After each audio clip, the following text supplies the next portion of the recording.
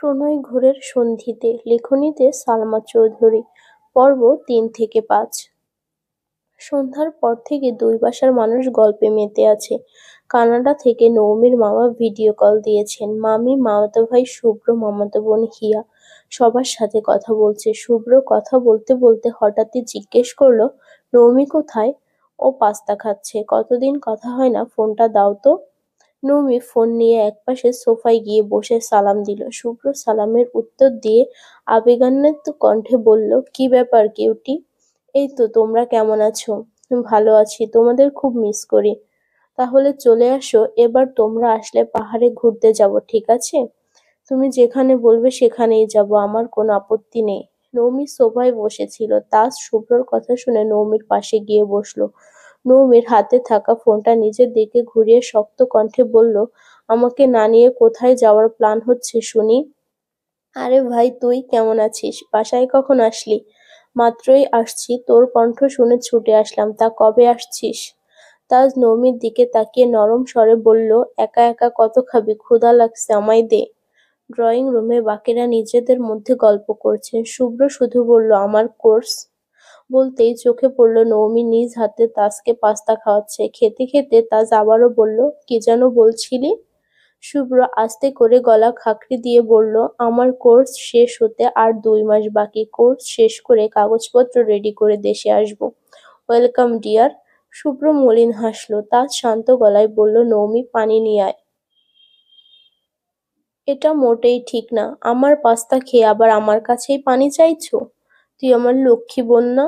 আসছে আমার লক্ষ্মী বোন, এত করে বলছে একটা ফোন কিনে দিতে, কথাই শুনছো না? টাকা তোমার দেওয়া লাগবে না, শুধু আব্বুকে হ্যাঁ বলবে। যা না। যাচ্ছি। শুভ্র ঠান্ডা কণ্ঠে বলল, নৌমিকে বল আমি আসার সময় নৌমির জন্য একটা ফোন কিনে নিয়ে আসবো। তার সঙ্গে সঙ্গে হুঙ্কার দিল, কোনো প্রয়োজন নেই। ফোন দেওয়ার হলে আমি কালকেই ওকে ফোন কিনে দিতে পারি। ফোন দিতে চাচ্ছি না তার মানে এর পেছনে কোনো কারণ আছে। আলগা মাতবরি করে নিজের ক্ষতি ডেকে আনিস না। এখন তো সবার হাতেই ফোন আছে, তাহলে নৌমিকে দিলে সমস্যা কোথায়? আমি না করেছি মানে না। শুভ্র গম্ভীর কণ্ঠে বলল, তুই কাছে থাকিস বলে অধিকারটা একটু বেশিই দেখাস, তাই না?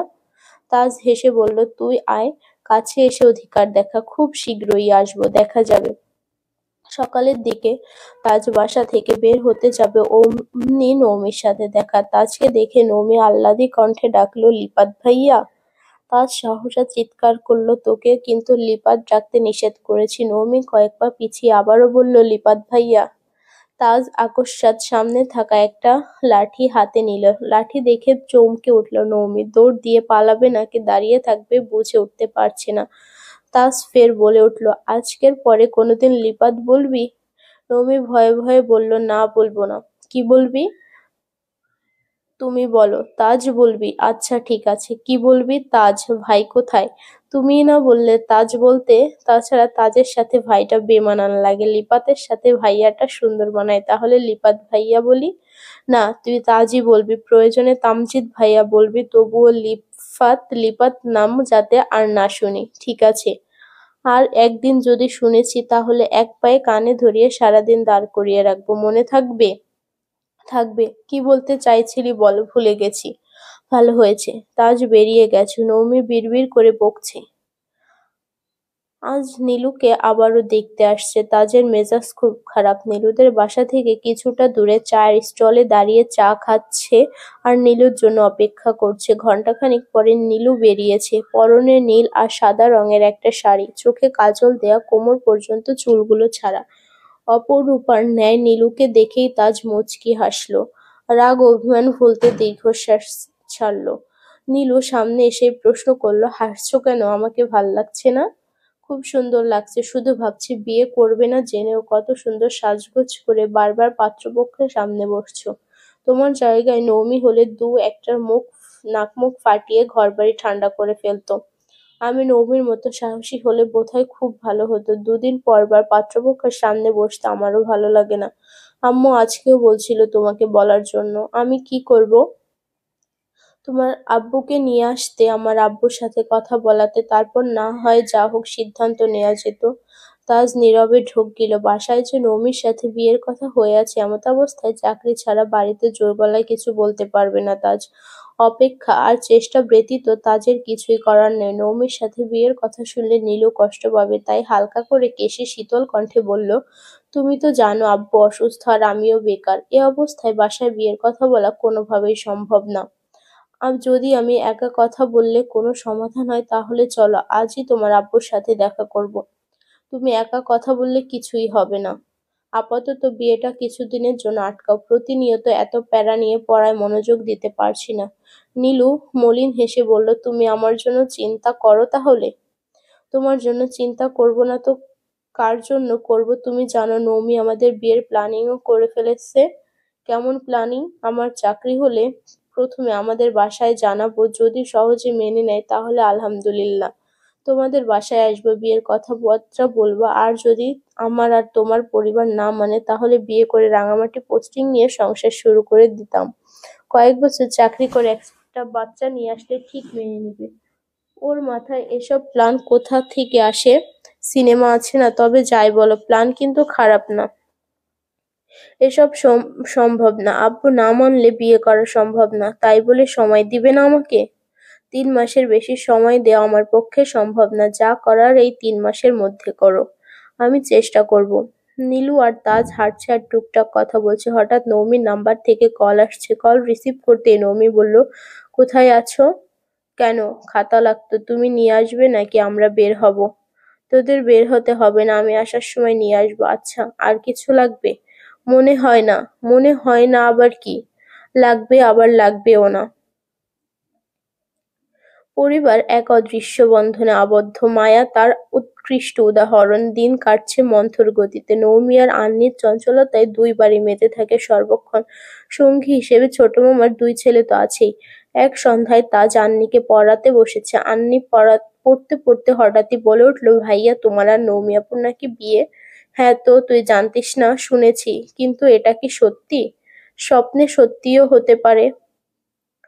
আজ বৈশাখের প্রথম দিন। প্রতি বছর বৈশাখ মাসের প্রথম দিন বাঙালি বৈশাখী মেলা উদযাপন করা হয়, যার মাধ্যমে বাঙালি সংস্কৃতি ফুটে ওঠে। শুধুমাত্র বাংলাদেশেই নয়, বাংলাদেশ ছাড়াও বিভিন্ন দেশে বসবাসরত বাঙালি প্রবাসীরা এ উৎসব পালন করে থাকেন। চারদিকে আনন্দমুখর উৎসবের আয়োজন। বাহারি রঙের শাড়িতে সেজেছে মেয়েরা। সবার মতো নৌমিও আজ লাল পাড়ের সাদা রঙের শাড়ি পরেছে। কানে আর গলায় মাটির গহনা পরে একদম বাঙালি সাজে সেজেছে। আন্নি এখনো সাজছে। এই সুযোগে নৌমি তাজের রুমের সামনে আসছে। একটু থেমে দরজায় ধাক্কা দিতেই দেখলো তাজ বিছানায় চিত হয়ে শুয়ে আছে। বিছানার বাহিরে মাথা উল্টে রেখেছে। উল্টানো অবস্থায় শাড়ি পরা নৌমিকে দেখে তাজের অদ্ভুত লাগলো। সঙ্গে সঙ্গে সোজা হয়ে শুয়ে স্পষ্ট চোখে নৌমির দিকে তাকালো। নৌমি এক হাত কোমরে রেখে অন্য হাত দরজায় ধরে পরপর দুবার ভুরু নাচিয়ে জানতে চাইলো, কেমন লাগছে আমাকে? তাজ মুচকি হেসে বলল, অতিরিক্ত ভদ্র, যা কল্পনার বাহিরে। নৌমি হেসে বলল, ধন্যবাদ তামজিৎ ভাইয়া। তাজ প্রশস্ত নেত্রে তাকিয়ে বলে উঠল, এত ভালো হয়েছিস কবে? আজই ভাবলাম, বছরের প্রথম দিন, নতুন একটা বছর, তাই সম্পর্কের আবেগগুলোও নতুন হোক। ঠিক আছে, তোর মাথায় যেহেতু সুবুদ্ধি এসেছে তাহলে আজ থেকে আমিও তোকে মুস্কান ডাকবো। সম্পর্ক পুরনো হলেও ডাকটা নতুন হবে। দেখো, ভুল করে আবার মুশকিল ডেকো না যেন। আমি তোর মতো উন্মাদ না। এখন উঠে তাড়াতাড়ি রেডি হও। আমি তো ভেবেছিলাম নীলুর সাথে বের হবো। ভাবিকে আমাদের সাথে ডেকে নাও। সমস্যা কোথায়? আরে না, আন্নি, রাফি, রাত ওরা দেখলে বাসায় বলে দিবে। আমরা কি তাহলে একা যাব? না না, তোদের একা ছাড়া সম্ভব না। আমি গোসল করে আসছি, একটু অপেক্ষা কর। তোমার ফোনটা দাও, ছবি তুলবো। তার সন্দেহ দৃষ্টিতে তাকিয়ে প্রশ্ন করলো, ফোন নিতে আমার অনুমতি চাইছিস? ইমপ্রেসিভ। নমি ফোন নিয়ে যেতে যেতে বলল, ভাবছি বিনম্র হব। এত বেশি বিনম্র হতে যাস না যেটাতে তোর আশেপাশের মানুষের বদহজম হয়। নমি ফোন নিয়ে নিচে চলে গেছে। রাফি আর রাদের সাথে কতগুলো ছবি তুলেছে, নিজেও বেশ কিছু সেলফি তুলেছে। এদিকে আন্নি এখনো রেডি হয়নি। নমি সোফায় বসে বসে ছবিগুলো দেখছিল। এমন সময় কানাডা থেকে শুভ্রর কল আসছে। শুভ্র ছবি ভাসতে নমি দ্রুত কল রিসিভ করলো। শুভ্র স্বাভাবিক কণ্ঠে বলল, শুভ নববর্ষ ভাই। নৌমিকে দেখেই থমকালো। নৌমি মিষ্টি হেসে বলল, শুভ নববর্ষ শুভ্র ভাইয়া। শুভ্র কিছুটা তপ্ত স্বরে বলে উঠল, তুমি? তামজিৎ ভাইয়া গোসল করতেছে, আমি ছবি তোলার জন্য ফোন নিয়ে আসছিলাম। ও আচ্ছা, শুভ নববর্ষ মিস তানজিদা মুস্কান।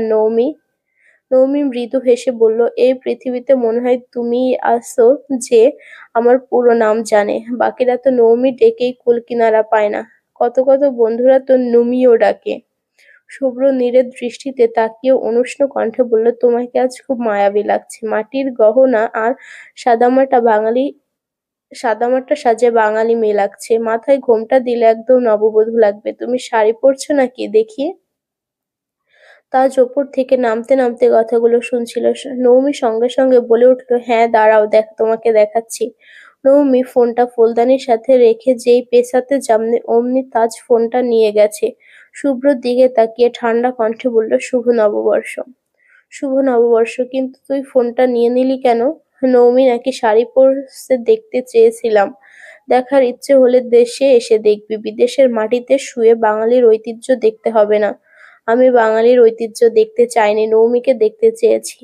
নৌমি বাঙালি সাজে সেজেছে, তাই নৌমিও আজ বাঙালির ঐতিহ্য হয়েছে। একবার দেশে আসি শুধু, তারপর বুঝাবো।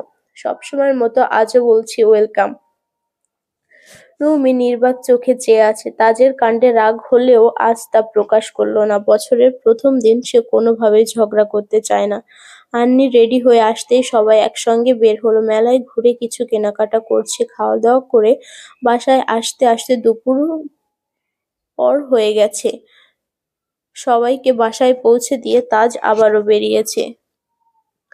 ভালো খারাপের মাঝে কাটছে দিন। বৈশাখের তপ্ত গরমে অতিষ্ঠ সবাই, সাথে হুটহাট কালবৈশাখী ঝড় তো আছেই। নৌমি ক্লাস শেষে অনেকক্ষণ হলো, আজ বাসায় যেতে একদম ইচ্ছে করছে না। ডিপার্টমেন্টের দু একটা বান্ধবীর সাথে বসে গল্প করছিল আর আইসক্রিম খাচ্ছিল। হঠাৎ একটা ছেলে কোথা থেকে দৌড়ে আসছে, নৌমিদের সামনে এসে হাঁপাতে হাঁপাতে বলল, এই তুমি তানজিদা না? নৌমি ভুরু কুঁচকে বলল, হ্যাঁ, কিন্তু কেন? তুমি আগে মহিলা কলেজে পড়তে না? হ্যাঁ। আমাকে চিনতে পেরেছো না? কে আপনি? চিনোনি? গত বছর প্রাইভেটে দেখা হয়েছিল, সিটে বসা নিয়ে তোমার আমার তুমুল ঝগড়া হয়েছিল। স্যার এসে আমাদের ঝগড়া থামিয়েছিল, মনে নেই? ও হ্যাঁ, মনে পড়েছে। তুমিও কি এই ভার্সিটিতে পড়ো? Yes, management subject. ও আচ্ছা, তুমি? অ্যাকাউন্টিং। ভালোই হলো, মাঝে মাঝে দেখা হচ্ছে তাহলে। চলো কিছু খাই। না, অন্যদিন, তোমার ইচ্ছে। এমন সময় তাজ আসছে। নৌমিকে দেখেই তপ্ত স্বরে বলল, বাসায় চল। নৌমি আঁতকে উঠে বলল, তুমি এ সময় ভার্সিটিতে? কাজ ছিল। নৌমি সবাইকে টাটা দিয়ে তাজের সাথে যেতে যেতে আবারও জিজ্ঞেস করলো, তুমি যে ভার্সিটিতে আসবে এটা সকালে বলনি কেন? না বললে এসে বিরক্ত করলাম বুঝি? বিরক্ত কেন করবে? ছেলেটা কে ছিল? তোমাকে বলছিলাম না গত বছর প্রাইভেটে এক ছেলের সাথে সিটে বসা নিয়ে ঝগড়া হয়েছিল? ওই ছেলেটা। ভালো তো, গোপনে রিলেশনও করিস নাকি? তুমি কি পাগল? আমি রিলেশন করব, তাও আবার এমন ছেলের সাথে? ঝগড়াটে ছেলে আমি দু চোখে সহ্য করতে পারি না। এই ছেলে যখন গত বছরের কথা মনে করিয়ে দিল, তখন ইচ্ছে করছিল ঠাস করে একটা থাপ্পড় দিয়ে দেই। অবশ্য তুমি না আসলে মেরেই দিতাম। তোর কেমন ছেলে পছন্দ বল, খুঁজে দেখবো নে। আমার শান্ত সৃষ্ট ছেলে পছন্দ, যে আমার সব কথা মানবে, আমার সাথে কোনো রাগ করবে না, কিন্তু আমার দিকে কেউ কুনজর দিলে ওই জায়গাতে তাকে মেরে আধমরা করে দিবে।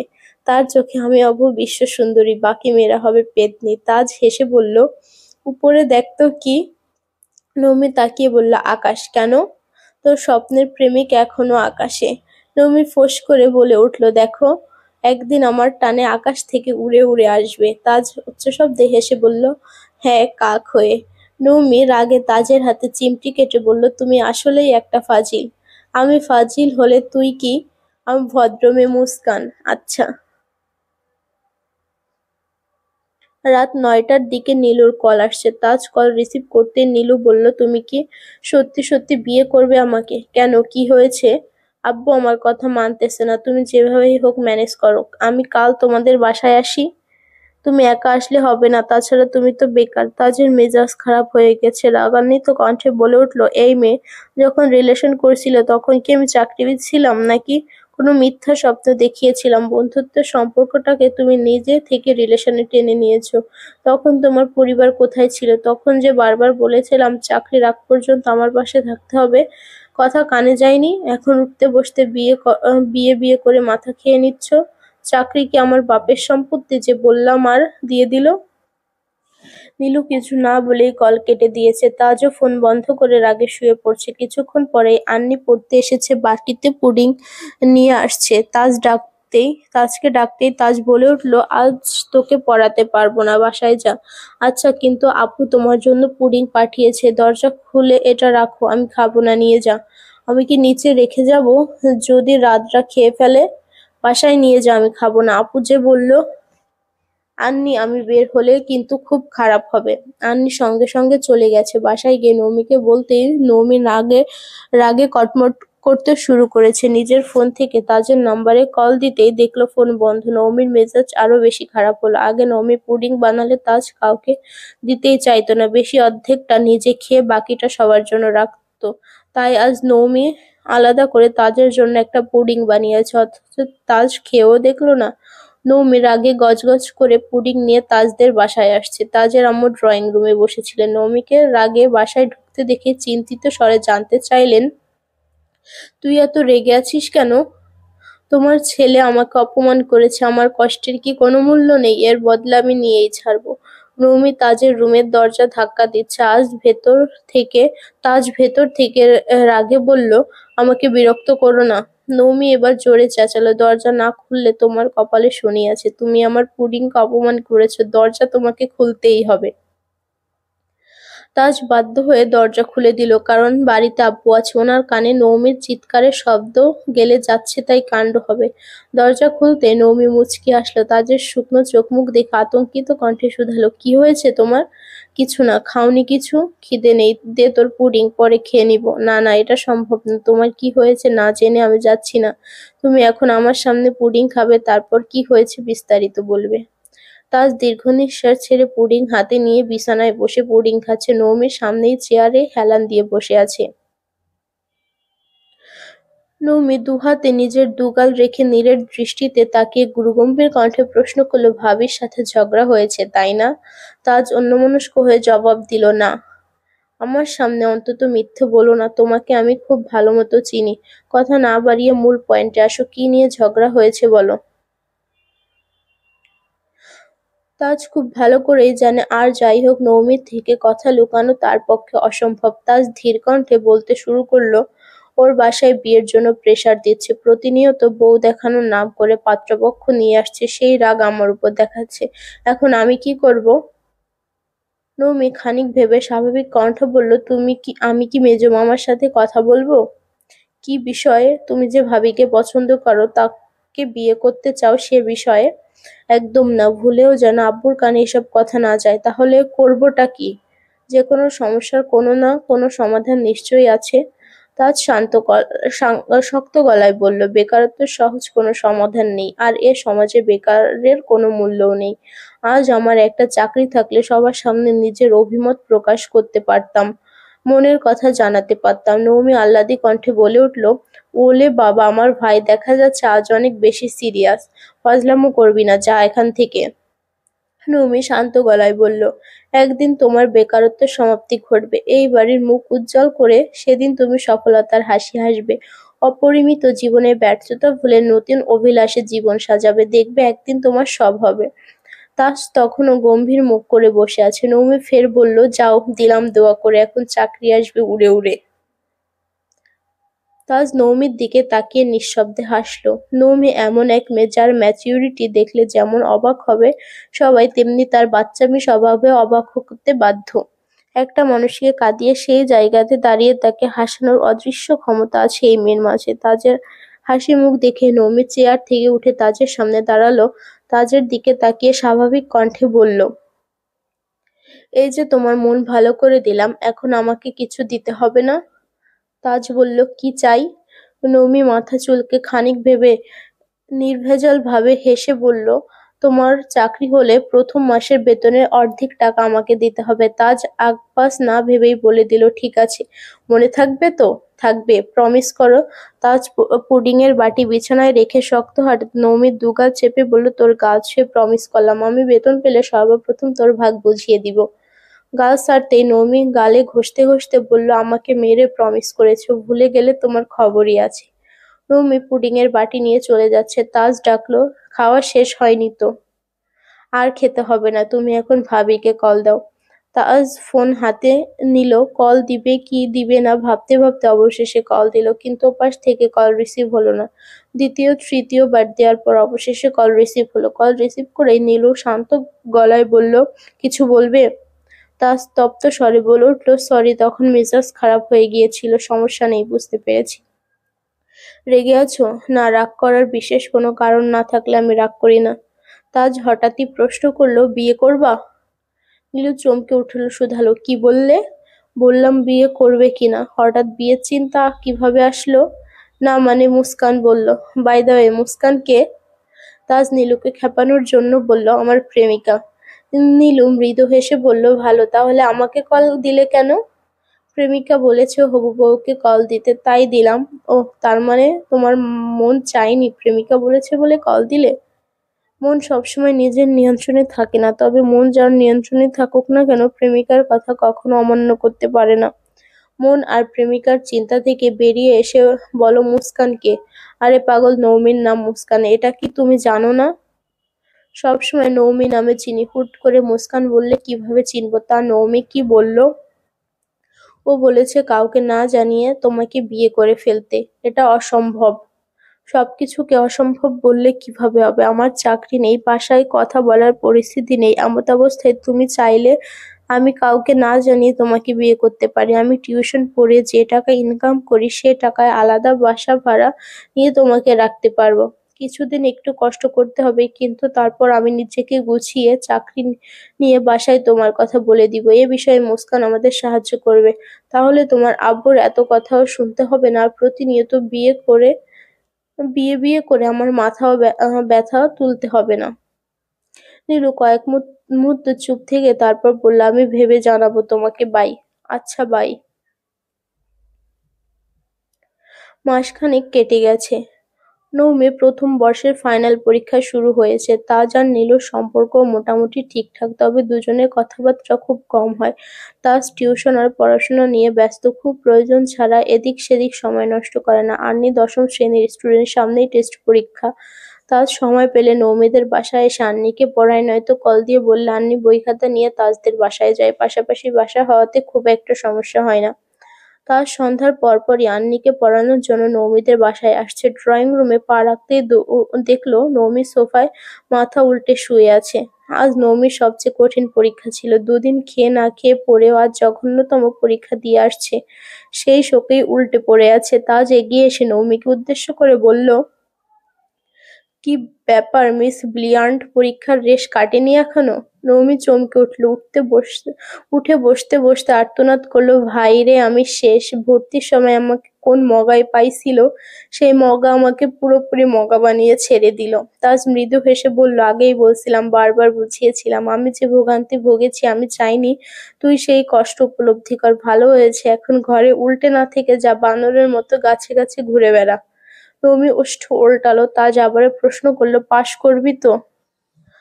আর পাশ? যা পড়ে গেছি সব ভুলে গেছি। আশেপাশে তাকিয়ে দেখি সবাই একে অন্যের খাতায় তাকিয়ে আছে, কিছু তো দেখতে পারিনি। উল্টো স্যার আমার খাতা নিয়ে 30 মিনিট আটকে রেখেছে। তারপর যা পেরেছি লিখে রেখে আসছি। স্যার ম্যাডামদের দয়া মায়া হলে পাশ নাম্বারটা দেন যদি।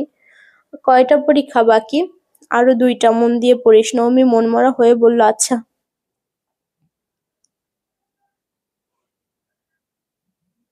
তাজ পেছন থেকে একটা শপিং ব্যাগ বের করে বলল, এই নে, তোর জন্য নিয়ে আসছি। কি এতে? তোর পছন্দের হালিম।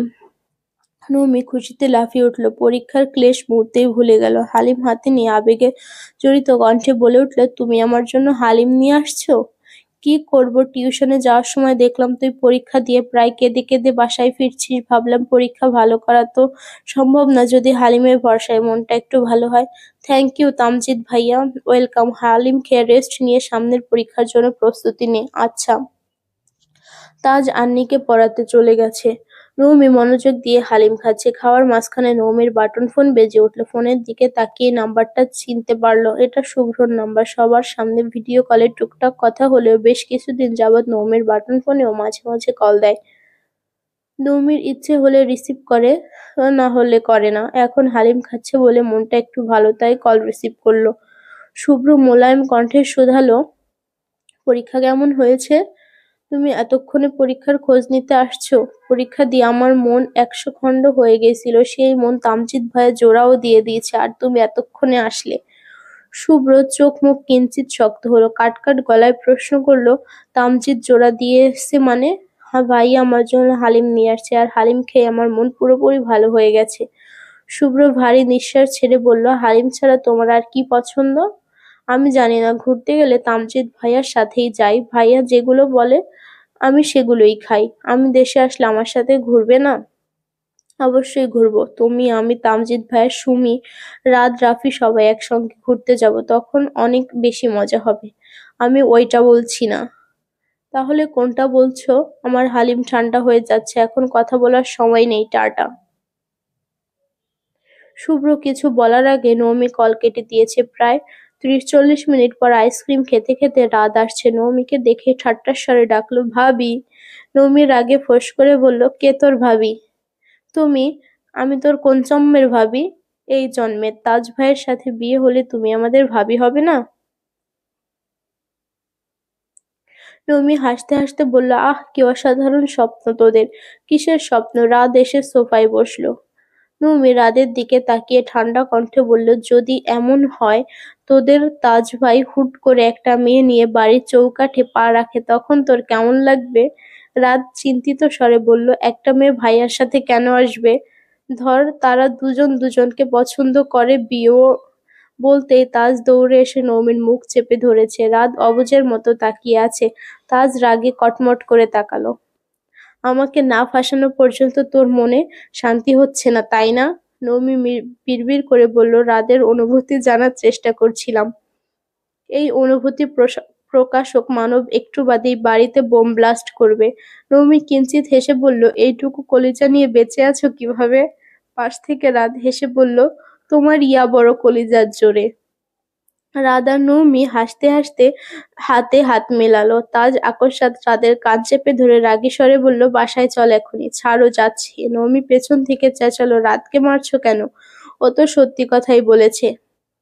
নৌমির কথায় তাজ তেমন একটা পাত্তা দিল না। কলিজায় হাজার জোড়া থাকলেও নৌমির সাথে নীলুর বিষয়ে ঝগড়া লাগার মতো জোর তাজের নেই। নীলুর সাথে ৩-৪ দিন যাবৎ যোগাযোগ হচ্ছে না, এই টেনশনে আছে। নীলুর আচার আচরণের হঠাৎ পরিবর্তন নিয়ে শঙ্কিত তাজ।